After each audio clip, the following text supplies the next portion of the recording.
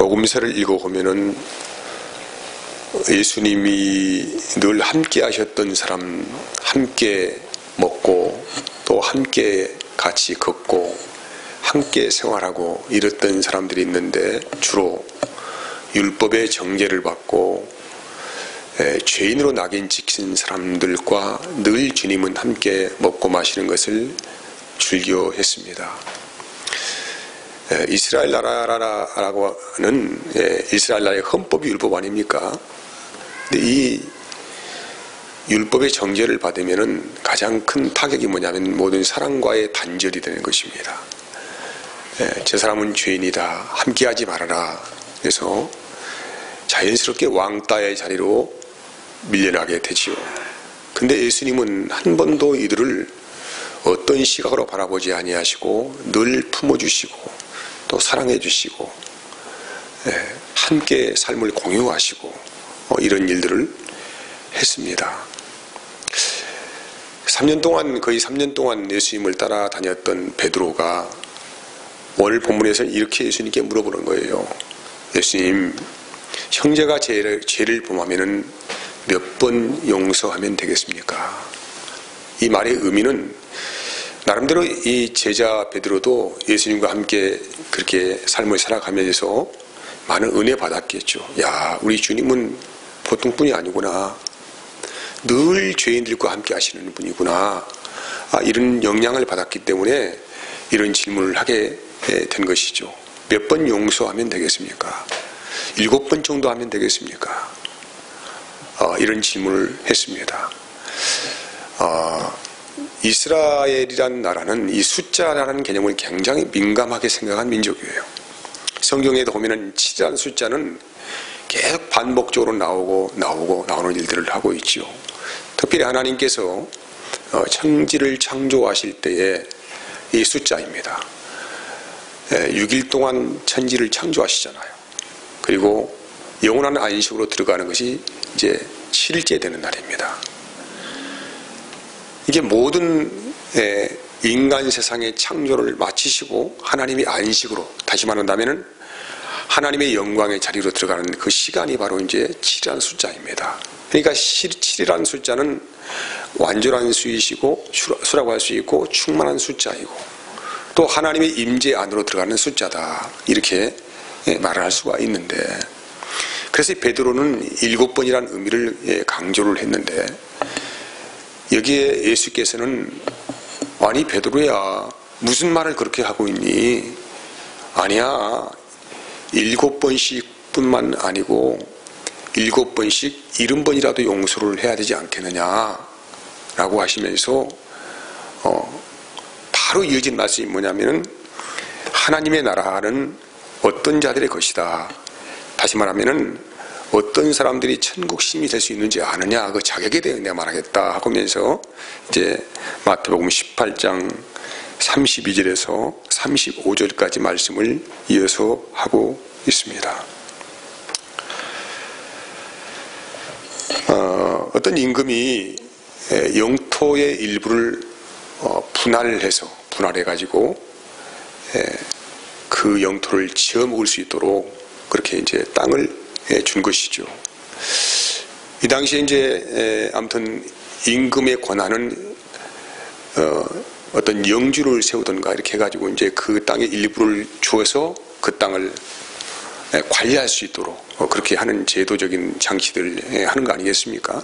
그래서 이 사람이 임금으로부터 땅을 아무튼 그 분배 받아가지고 열심히 땅을 농사도 하고 어떻게 하겠죠. 해서 근데 이제 그냥 준 게 아니고 때가 되면은 일정한 그 세금을 바쳐야 된다 이 말이죠. 그래서 그것을 세금을 1년에 한 번씩 바치던가 뭐 이렇게 해서 이제 쭉 해서 어떤 기간을 정하겠죠. 그런데 이제 그 결산할 시간이 왔습니다. 결산할 때가 되었다는 얘기죠. 몇 년을 계약을 했는지는 모르겠지만 결산할 때가 되어서 결산을 맞춰보니까 엉토당토 않게 이 세금을 현재 지금 이 사람이 지불하지 않은 것입니다. 그래서 여기에는 이제 얼만큼 세금이 밀렸느냐 하면은 1만 달란트 정도의 세금이 밀렸다라고 합니다. 어마어마한 금액이죠. 여기 1만 달란트라는 의미는 어떻게 수로 같이 어떻게 셈할 수 없는 그런 무한의 그런 화폐 단위를 말을 하고 있죠. 왜냐하면 1달란트가 금으로 말한다면 약 3.26kg 정도, 뭐 3.6kg 정도 이렇게 된다고 해요. 정확한 것은 아닙니다. 그러니까 이것을 1만 달란트를 계산하면은 엄청난 금액의 수가 나오는 거예요. 여기에 이제 이 사람이, 이 채무자가 1만 달란트의 빚을 졌다고 하는 의미는 이 사람이 어마어마한 금액을 착복했다는 의미를 가지고 있습니다. 착복하고 남용하고 뭐 탕진하고 해서 거의 세금을 상납하지 않고 본인 자신의 소유로 다 소비했다는 의미를 가지고 있지요. 근데 그 당시에 임금이라는 이 제도는 굉장히 큰 권력지 아닙니까? 임금 앞에 결산할 때가 되어서 두려운 마음에 앞에 갔는데, 이제 이 당장 1만 달란트의 이 빚을 어떻게 갚을 수가 없다는 것입니다. 그래서 이 왕은 엄하게 판결을 내리게 됩니다. 가산을 전부 몰수해라. 그리고 딸린 가족들은 다 노예시장에 팔아라. 이렇게 엄한 판결을 내리게 되죠. 이 판결을 받은 이 채무자는 어떻게 합니까? 이제 방법은 없잖아요. 그냥 거기에서 주저앉아서 한 번만 봐달라고 사정사정하고 눈물 콧물 다 쏟으면서 왕이시여 한 번만 좀 봐주세요. 한 번만 좀 살려주세요. 5만 가지 말을 하면서 정말로 비통한 심정으로 왕께 생명을 구하지 않겠습니까? 그래서 이 임금은 불쌍히 여기는 마음을 가지고 내가 그냥 네 빚 전부를 받지 않을 것이다. 탕감해 주겠다. 이런 판결을 다시 내리게 됩니다. 이와 같이 이 말의 의미는 천국으로 인도되는 자들은 이와 같다 이 말이죠. 주인과 결산을 해봤는데 결산을 맞춰보니까 어떻게 이 우리의 죄를 씻을 수 있는 방법이 없다는 거예요. 우리는 하나님의 권위를 내 권위로 세워서 늘 탕진하고 착보하고 살아가는 인생을 살았다는 것이죠. 하나님의 것을 내 것인 것처럼 살았다 이 말이에요. 그래서 이 셈해 보니까 가히 하나님의 이 권위 안에서 나는 영원한 죄인으로 낙인찍혀서 판결문을 받아봐야 할 그럴 사람이다 라는 것에 대해서 비통한 심정을 가지고 이제 한 번만 살려달라고, 하나님 한 번만 용서해 주세요. 다시는 그런 길을 걸어가지 않겠습니다. 이렇게 맹세도 해보고 하나님의 설득도 해보고 이렇게 해서 회개했지 않겠습니까? 그래서 말할 수 없는 빚을 탕감받은 자의 은혜를 입은 자가 바로 천국을 간다 이 말씀을 하는 말씀이에요. 그래서 이 비유의 말씀은 여기서 끝나지 않고 계속 이어져 갑니다. 이 엄청난 빚을 임금으로부터 탕감을 받은 사람이 그 사람의 다음의 삶을 계속 카메라는 추적하면서 조명해 가고 있습니다. 어떻게 저 사람이 받은 은혜가 있는데 어떻게 사는가 보자 하고 추적 관찰해 보니까 이 사람이 말이야 나가서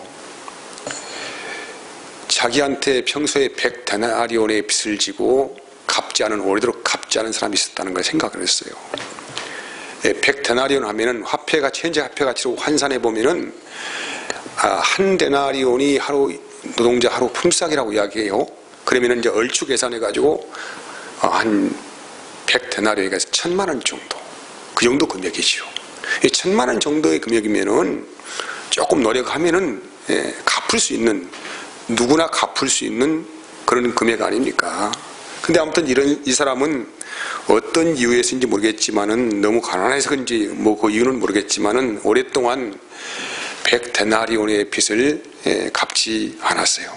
근데 이 1만 달란트의 빚을 탕감받은 자가 쫓아가가지고 멱살을 잡고 소원을 하면서 너 빚 당장 갚아라고, 안 갚으면 알아서 해라고 하면서 협박하면서 결국에는 어떻게 됐습니까? 관에 고발을 했습니다. 무슨 제목인지 모르겠지만은 사기죄 뭐 이런 여러 가지 죄를 목을 걸어서 이 사람을 고발을 해서 결국 이 사람은 형을 받아가지고 정말로 수감 생활을 하게 되었다는 거예요.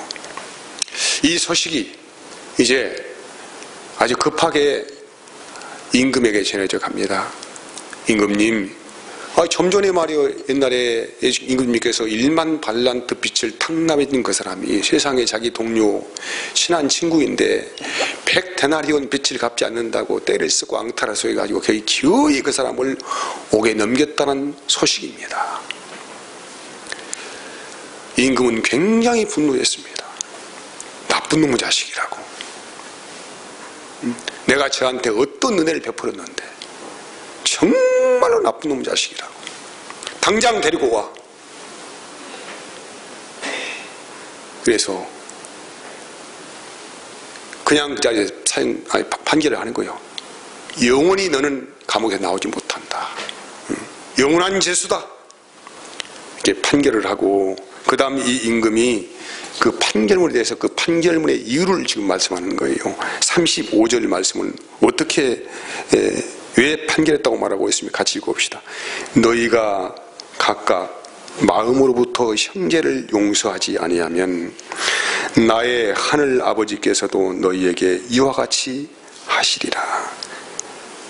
판결 이유서입니다. 이것이 왜 하나님께서 이 왕이 또 임금이 이 사람을 다시 옥에 넘길 수밖에 없느냐, 이 판결 유서예요.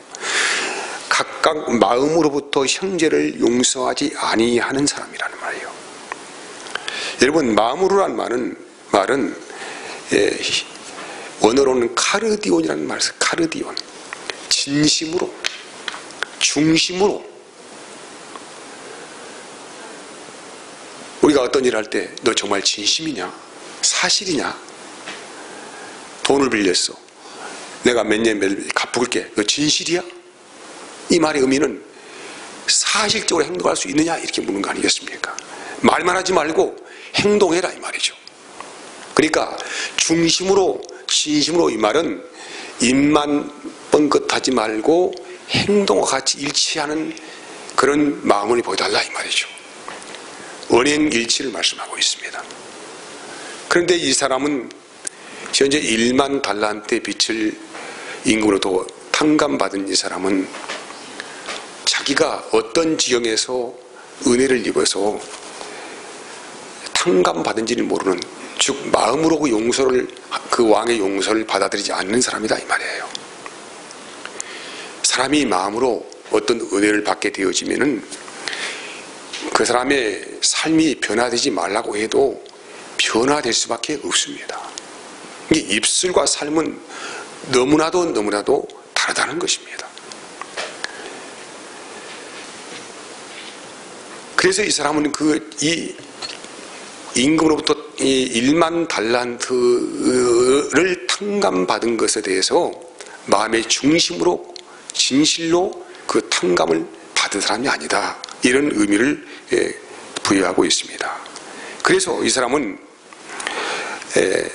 마음으로 용서를 받아들인 사람이 아니기 때문에 역시 자기 형제에 대해서도 그렇게 아주 불쾌한 행동을 하면서 100데나리온을 받기 위해서 그 사람을 옥에 넘겼다. 이런 결론을 우리에게 주고 있습니다. 이 말의 의미를 좀 더 우리가 심층적으로 보면은 18장 1절에서부터 쭉 읽어가는 내용을 보면은 천국에서 어떤 자가 큰가라는 말씀이에요.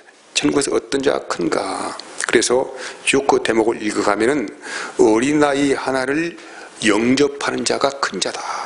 이런 말씀을 하고 있거든요. 어린아이는 특성이 무엇입니까? 철부지 아닙니까? 앉고 일어서는 것을 모르는 철부지. 출입할 줄 모르는 철부지 아닙니까? 아직 사고의식이 정확히 발달되지 못했어요. 이 어린아이의 특성이죠. 그러니까 중구난방 아닙니까? 근데 어른이 이 어린아이를 대하려면 어떻게 해야 합니까? 눈높이를 낮추고 자기의 기준을 낮추어서 그 그 어린아이 수준에 같이 생각해주고 판단해주는 것이 아이를 받아주는 거 아니겠습니까? 이것을 아이를 용접한다, 이런 의미를 가지고 있습니다. 우리가 신앙생활하는 과정 안에는, 이 교회 안에는 여러 가지 신앙의 차이가 있을 수가 있어요. 아직 어린아이와 같은 철부지 같은 사람도 있는가 하면은 성숙한 사람도 있겠죠. 이것은 교회뿐만 아니고, 비단 교회뿐만 아니고 어느 집단이간에 그런 어떤 묵식인 계급이 형성되어 있다는 것입니다. 근데 아직 어린아이는 하나님의 의의 말씀을 경험하지 못한 철부지이기 때문에 생각하는 것도 그렇고 행동하는 것도 그렇고 뭐든 간에 그렇게 좀 어리숙하고 그렇죠. 아직 죄가 뭔지도 분별하지 못하는 상태일 수도 있습니다. 이런 어린아이 같은 형제를 대할 때 네가 그리스도인이라고 한다고 하면은 어떻게 그 사람을 대할 것인가, 이 말씀을 하고 있는 거예요. 그래서 어린아이 하나를 잘 대하는 것이 천국의 큰 자다. 만약에 그런 어린아이 같은 그 신자를 대할 때에 혹시라도 네 판단이 서가지고 너의 기준을 가지고 그에게 요구하게 된다고 하면은 너는 어린아이를 실족하게 되는 것이다. 그래서 네 손으로 혹 네 발로 혹 네 눈으로 그렇게 어린아이를 실족하게 한다면은 차라리 네 손목을 잘라버리든가 발을 잘라버리든가 눈을 빼버리든가 해서 그렇게 해서 눈높이를 낮추고 어린아이를 영접하는 것이 바로 영생에 들어가는 문이다, 이런 말씀을 하는 거예요. 그래서 마태복음 18장 10절 말씀에는 삼가 이 작은 자 중에 하나도 없인 여기지 말라. 이 작은 자는 아직 미성숙한 사람입니다. 어린아이 같은 사람, 아직 죄가 뭔지를 분별하지 못하고 하나님을 섬긴다고 하는 사람들이에요. 그래서 나중에 하나도 없인 여기지 말라. 너희에게 말하노니 그들의 천사들이 하나님 하늘에서 하늘에 계신 내 아버지 앞 얼굴을 항상 배웁느니라. 그래서 하나님은 우리를 대하실 때에 하나님의 수준을 요구하지 않습니다. 하나님의 수준을 우리에게 요구한다고 하면은 정말 우리는 어떻게 설 데가 없습니다. 대학생이 이제 유치원 꼬마 아이에게 대학생 수준을 요구하면은 말도 안 되는 것이라고 우리는 이야기할 수 있잖아요. 어른이 어린 아이를 대할 때 어른처럼 하라고 하면 이것도 말도 안 되는 이야기 아닙니까? 그런데 우리는 늘상 어린 아이를 대할 때마다 어른의 수준으로 그걸 끌어올려 가지고 대하고 요구를 하게 되는 것입니다. 자기의 눈높이를 가지고 상대에게 요구하고 그 수준에 미치지 못하면 판단하게 되어지고 이렇게 되는 것 아닙니까? 그래서 어린 아이를 실족하게 한다, 이 말이죠. 예수님은 어떻게 그럼 우리를 대하셨느냐? 빌립보서 2장 5절에서 6절까지 말씀을 봅시다. 너희 안에 이 마음을 품으라. 곧 그리스도 예수의 마음이다. 굉장히 중요한 말씀이에요. 너희 안에는 누구의 마음을 품으라는 거예요? 예수의 마음을 품으라. 그럼 예수의 마음을 어떻게 품느냐? 어떻게 품어서 살아가는 것이냐? 이어진 말씀이에요. 그는 근본 하나님의 본체시나 하나님과 동등됨을 취할 것으로 여기지 아니하시고 오히려 자기를 비워 종의 형체를 가지사 사람들과 같이 되셨고 사람의 모양으로 나타나사 자기를 낮추시고 죽기까지 복종하셨으니 그 십자가에 죽으심이라. 이게 뭐냐면은 주님의 마음이에요. 주님이 죄인을 찾아오신 것입니다. 하나님 보좌에서 내려오셔서 더러운 옷을 입으시고 이 땅에 오셔서 늘 죄인들을 받아주시고 그들을 품어주시고 안아주시고 눈높이를 맞춰 더해 주시고 이런 가운데서 하늘 은혜를 이 땅에 전파하는 사람, 이걸 뭐라고 합니까? 성령의 임재라고 말하는 거예요. 영의 임재라고 말하는 것입니다. 그래서 예수님이 간 자리는 천국이 되는 것입니다. 왜 천국이 됩니까? 예수님은 다 율법의 옷을 다 버려버렸습니다. 율법의 정죄를 받고 이스라엘 사회 안에서 아웃사이더가 돼가지고 늘 사람들이 조롱당하고 비판당하고 어디 가면 화제거리가 돼가지고 야 저런 나쁜 놈의 자식, 응? 저런 놈은 죽이 없어져야 돼, 이렇게 비판 조롱거리가 된 사람들을 향하여서 주님을 늘 함께 같이 식사하시고 같이 눈높이 맞추시고 삶을 같이 공유하시고 이런 가운데서 하나님의 은혜를 전달하고 결국은 어떻게 하십니까? 이제 이 죄인들을 위해서 자기의 몸을 버리는 사랑으로 그들을 생명의 능력으로 구원을 하십니다. 이게 뭐냐면은 주님의 마음이라는 거예요. 이것이 뭐라고 다른 표현하냐면은 좀 어려운 말로 하나님께서 그 의의 옷을 우리에게 입히셨다, 이렇게 표현하는 것입니다. 하나님의 의요, 이거 하나님의 우리의 의가 아닙니다. 하나님의 그 의로운 옷이죠. 우리를 불쌍히 여기는 마음이에요. 그 의로운 옷을 우리에게 입히시고 우리를 바라보시니까 어쩝니까? 우리는 흠이 없고 티가 없는 죄인이 아닌 하나님의 의의 옷을 입은 은혜를 입은 자라는 거예요. 그리고 우리는 죄인이 아니라는 것이죠. 이제 여러분이 어린 아이를 대할 때에 나의 수준을 요구하게 되어지면 어떻게 됩니까? 그 아이는 계속적으로 그냥 야단 맞고 왜 그렇게 사냐, 왜 그것뿐이 안 되냐, 너는 왜 이 모양이냐, 이렇게 할 거 아니겠습니까?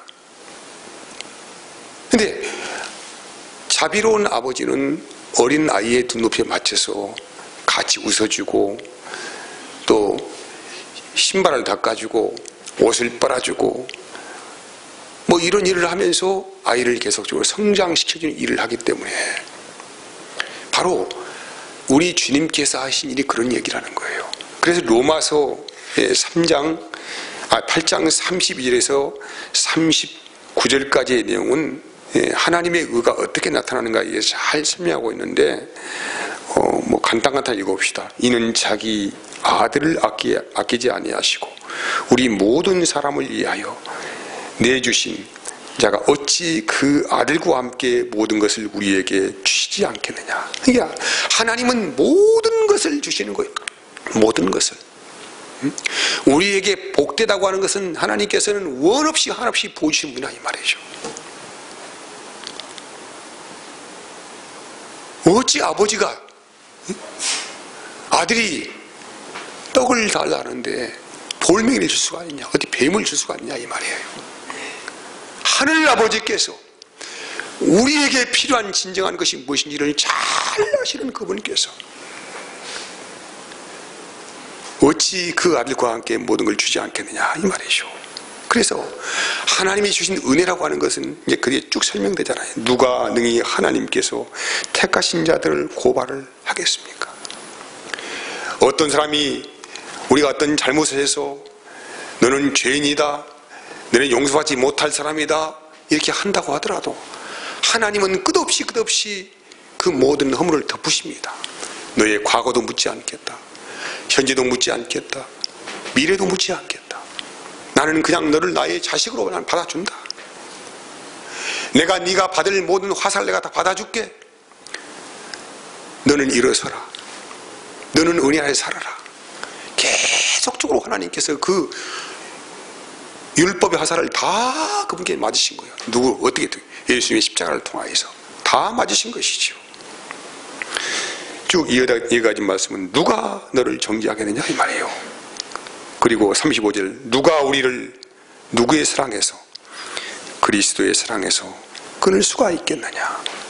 환난이냐, 곤고냐, 박해냐, 기근이냐, 혁신이냐, 위험이냐, 칼이냐.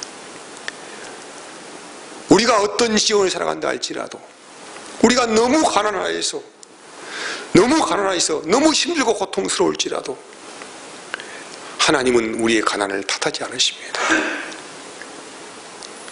세상 사람들은 가난한 자들을 멸시할 수도 있습니다. 부유한 자들의 세상입니다. 근데 하나님은 오히려 그런 자들을 안아주시고 영원한 자녀로 삼으시고 품어주시는 은혜 가운데에서 결국은 영생으로 인도를 하신다는 거예요. 또 이 말씀 37절에 보면은 그러나 이 모든 일에 우리를 사랑하시는 이로 말미암아 우리가 넉넉히 이긴다는 거예요. 우리가 세상을 이기는 힘이 어디가 있습니까? 내 자아를 극복하고 모든 걸 극복하는 힘의 능력이 어디가 있습니까? 나는 지금도 적어도 다른 것은 몰라도 이 천지를 창조하신 참된 제비자이시고 영원한 왕권을 가신 그분께서 품어주는 사랑 안에서 내가 있다는 것에 대해서 우리는 큰 자부심을 갖습니다. 인생 최고의 존엄의 가치예요. 우리 자신은 내가 나를 볼 때는 뭐 그렇게 볼지는 모르겠지만은 하나님이 나를 바라볼 때에는 엄청난 보물덩어리고 세상의 그 어떤 것과 바꿀 수 없는 그런 완전한 생명체라 이 말이죠. 그런 은혜를 받고 우리는 현재 살아가고 있는 존재입니다. 세상에 여러분을 누구를 정죄할 수가 있겠습니까? 누가 누구를 판단할 수가 있겠습니까? 하나님이 나를 의롭다고 하시는데 또 이어진 말씀은 계속적으로 어떻게 합니까? 29절에 보면은 높음이나 깊음이나 다른 어떤 피조물이라도 이 세상에 있는 천사의 세계나 어떤 흑암의 권세나 어떤 세상의 어떤 권세나 이 모든 것들을 다 포함하여서도 주 그리스도 예수 안에 있는 하나님의 사랑에서 끊을 수가 없다는 거예요. 우리가 이런 은혜를 우리가 현재 받았습니다. 이 비밀은 내가 말을 해서 여러분이 아는 게 아니에요. 알 사람은 알아요. 내 자신이 어떤 존재인지를 알 사람은 알아요. 세상의 가치와 비교할 수 없는 탁월한 우리가 존재로 하나님의 택함을 받았다는 것에 대해서 여러분 충분히 자부심을 가지시고 누리시는 삶을 살아가기를 축복을 합니다. 우리가 이런 은혜 받고 이렇게 우리는 매 순간입니다. 지금도 우리는 어떻게 살아갑니까? 하나님의 말할 수 없는 용서를 받고 살아가고 있어요. 이 사실을 인정해야 합니다. 지금 이 순간도 우리 자신의 모습은 사탄이 우리를 볼 때는 조소하고 웃습니다. 근데 하나님은 우리에게 이미 영광의 빛으로 가득 찬 의의 옷을 입히셨어요. 이런 은혜를 받은 우리에게 하나님께서 요구하신 은혜가 있어요. 너의 기준 내려놓아라. 너의 생각 내려놓아라. 너의 판단 내려놓아라. 그리고 받아주어라. 뭘 받아주는 것입니까? 어린 아이를 받아주는 거예요. 여러분의 남편이 어린 아이일 수 있습니다. 여러분의 아내가 어린 아이일 수 있습니다. 여기에 교회 우리 교우들 안에도 어린 아이가 아주 많을 수도 있습니다. 내가 진실로 주님 사랑하고 그리스도인이라고 하면은 어린 아이를 받아주는 신앙 안에서 비로소 하나님의 사랑을 나타내는 삶을 산다는 거예요. 그래서 오늘 여기에 마지막 말씀에는 뭐라고 합니까? 마태복음 18장 18절이죠. 진실로 너희에게 이르노니 무엇이든지 너희가 땅에서 떼면 하늘에서 떼일 것이요 무엇이든지 땅에서 풀면 하늘에서 풀리리라고 말씀하고 있어요. 하늘 권세를 열고 닫는 권세가 어디에 있습니까? 어디에 있어요? 우리에게 길을 넘겨주셨습니다. 이것은 대단한 권세입니다. 우리는 한 사람을 용서함을 통하여서 하늘문이 열리는 권세를 가지고 있어요. 여기 이제 이 말씀의 배경이 이런 말씀이에요. 마태복음 18장 15절에서 20절까지 말씀을 쭉 읽어보면은 어떤 사람이 죄를 범하면은 어떻게 하면 되겠습니까? 이 말이에요. 응? 어떻게 그 사람이 하면 되겠습니까? 이렇게 물어봅니다. 그때에 예수님이 말씀하셔요. 그래? 그 죄를 범한 자를 찾아가서 직접 만나 상대해 보아라. 그리고 권면해라 이 말이죠. 설득하고 권면하고 이렇게 해서 그래도 말을 안 들으면은 너만 가지 말고 두세 사람 같이 가서 다시 한번 설득해보고 그 죄도 확증해보고 이렇게 해서 그래도 안 된다고 하면은 교회에 말해라 이 말이죠. 그래서 1차, 2차, 3차까지 끝없이 방문해서 야, 이것은 하나님이 기뻐하지 않는 거야. 우리 같이 회개하자. 하나님의 은혜를 구하자. 이렇게 해서 그 사람을 형제로 받아들이라는 얘기죠. 이렇게 함을 통하여서 너희의 손에 천국 열쇠가 달렸는데 만약에 이 사람이 회개하고 돌아오면은 같은 한 형제로서 그 상을 받을 것이고, 뭐 이런 말씀을 이렇게 쭉 하고 있는 거예요. 그래서 하늘 권세를 메고 푸는 권세는 너에게 있다. 이것이 우리가 하나님이 주시는 생명을 누리고 살아가는 길이라는 것입니다. 이것이 바로 뭐냐면은 주님의 마음으로 살아가는 것이다. 이 말을 다른 말로 하면은 성령을 누리며 살아가는 삶이다. 이렇게 정의를 할 수가 있습니다. 사랑하는 여러분, 주님의 마음을 품으시고, 내 마음이 아닙니다. 내 마음으로는 절대로 상대를 받을 수가 없어요. 내 마음으로 살면은 이만큼만 상대의 이 눈에 티끌만 들어가도 그거 가지고 계속 공격하고, 왜 네 눈에는 티끌이 있냐? 응? 그거 빼내야 되지 않겠느냐? 이렇게 말하는 거예요.